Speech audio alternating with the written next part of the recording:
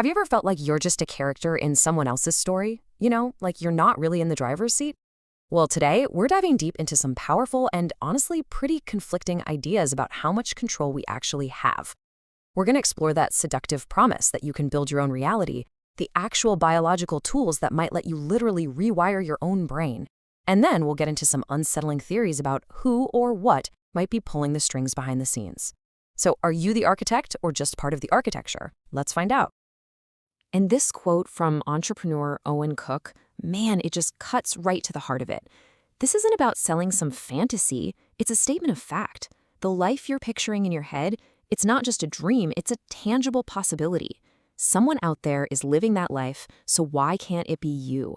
This is really the core of our first big idea, the architect's mindset. So let's talk about what it means to be the architect.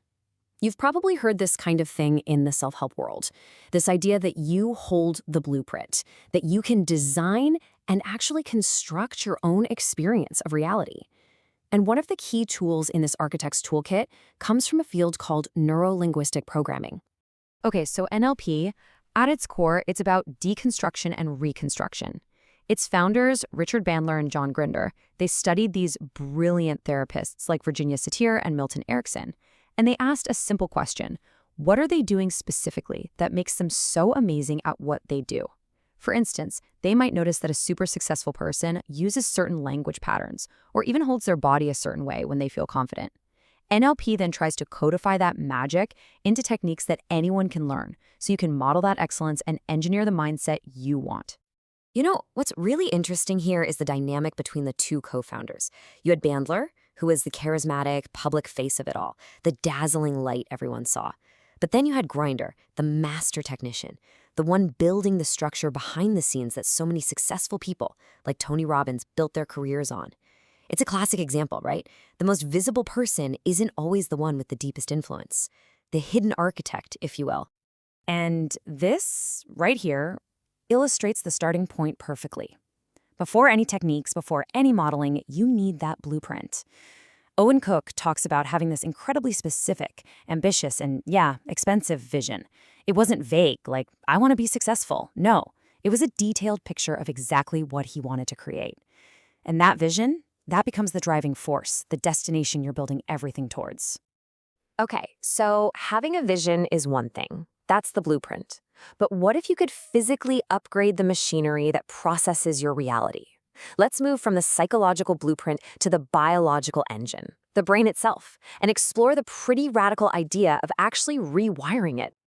And this is the million-dollar question, isn't it? Can we do more than just change our thinking patterns? Can we fundamentally alter the physical pathways in our brain?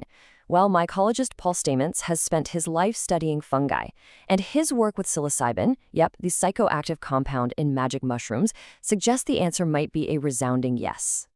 This is Stamets' own incredible personal story. He had this severe stutter his entire life.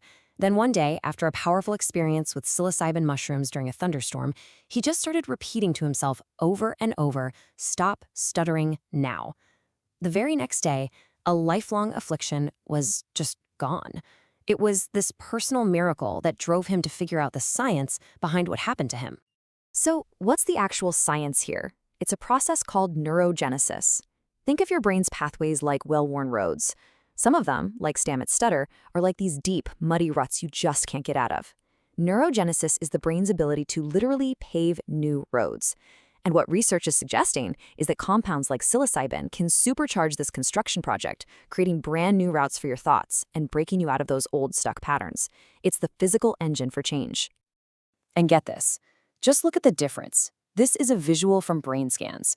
On the left, you see a typical brain network. Pretty standard stuff. Now look at the right, a brain on psilocybin. It's not just a few new connections. The whole thing lights up like a Christmas tree. We're talking about a hyper-connected state where hundreds of new pathways are firing. It's a temporary state of profound brain plasticity, where old loops can be broken and new ways of thinking can be forged, literally. Okay, so we've talked about being the architect of your mind and the biological engine you can upgrade. But this idea of biological influence has a much, much darker side. We've explored how we might use our biology, but now we have to consider a really disturbing possibility. What if our biology is being used against us? What if you're not the driver at all? What if something else is in control? This question, it comes from this fringe document known as the parasite pill, and it just throws us into a completely different worldview. Now look, this isn't mainstream science. This is a provocative theory from some of the deeper corners of the internet, and it reframes everything we think we know about control by suggesting a hidden biological puppeteer in our lives. According to this document, there's a whole hidden system at play designed to make us the perfect hosts. The theory says that everything from our food supply to our media is engineered to weaken our defenses. This supposedly encourages the spread of parasites that can then influence our thoughts, our cravings, and our behaviors. It's a total narrative of hidden control, and a pretty stark contrast to the idea of being your own architect.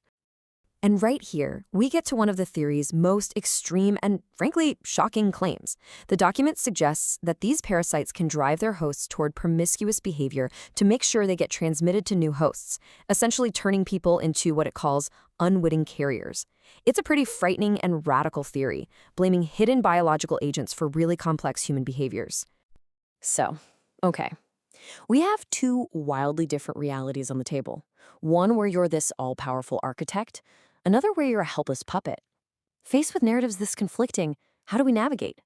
Well, instead of just picking a side, let's focus on building a defense system. Let's equip ourselves with the tools to decode any message, no matter how compelling or how frightening it seems. You know, the answer isn't necessarily to just pick one story and believe it. The answer is to develop critical thinking skills.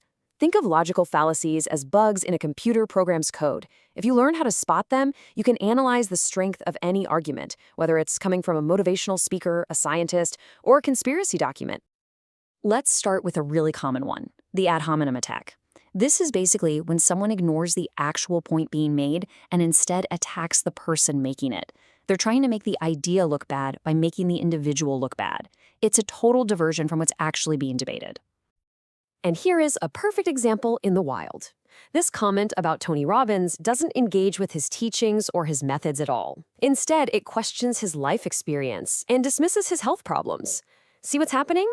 It's an attack on him personally as a way to undermine his message. That's a classic ad hominem. Spotting this helps you stay focused on the actual ideas. So, where does this leave us? We've got this empowering vision of the architect, clashing with this dark narrative of the puppet. We have the science of brain plasticity and the theory of parasitic control. Instead of getting lost in these extremes, let's try to synthesize what we've learned into a practical approach, a way to consciously construct our reality, no matter what noise is out there. I love this perspective from Matthew McConaughey because it brings us right back to a powerful, grounded starting point. Whether you believe in grand conspiracies or just the everyday pressures of life, we always have a core choice in how we react to things. Consciously constructing your reality doesn't always mean changing the world. Sometimes it's about mastering your own internal world by just refusing to create or get sucked into false drama. It's the ultimate act of taking back control. So here it is, your reality toolkit. First, you've got to craft a vision. Just like an architect, you need that clear blueprint. Second, rewire your brain. Know that your mind is not fixed. Science shows you can change its very structure. Third, identify influences. Be a vigilant gatekeeper. Whether it's a fringe theory about parasites or a mainstream ad, recognize the forces trying to shape what you believe. And finally, think critically. Use your code breaker to analyze everything before you let it become part of your reality. And at the end of the day, all of this brings the power and the responsibility right back to you. We've laid out the competing ideas, the architect, the puppet, the scientist. We've given you the tools to both build your world and to defend it. So the final question isn't which one of these stories is the real one. The only question that really matters is the one right here on the screen. What reality will you build?